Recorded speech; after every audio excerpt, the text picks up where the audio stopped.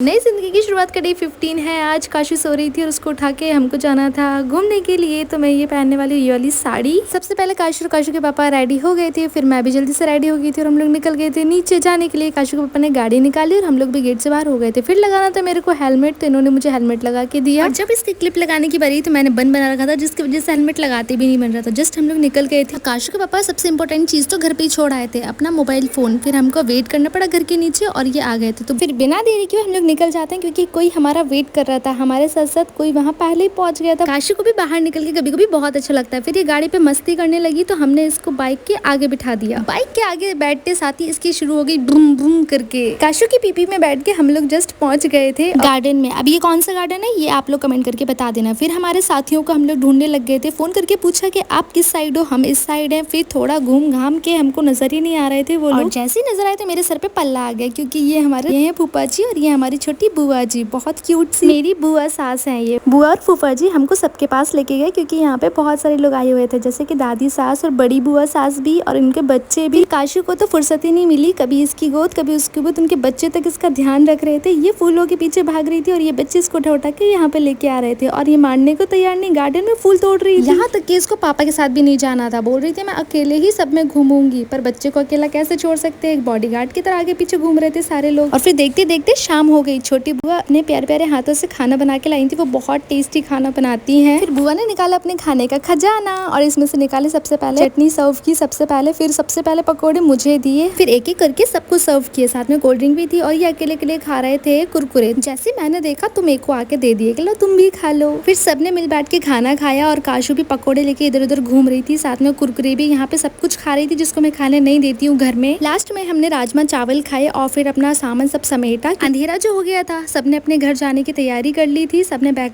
Pack किया और सब खड़े हो गए बाय बाय बोलने के लिए। काशवी को सबने एक एक करके बाय बोला और फिर सब अपने अपने रास्ते निकल लिए। दादी लोग जाएंगी कार से और हम लोग तो बाइक से आए हुए थे, तो हमको जाना था इस साइड। चलो बताई देती हूँ, हम लोग आए थे लोधी गार्डन। और आज के लिए इतने, मिलते नेक्स्ट ब्लॉग में, तब तक के लिए बाय बाय।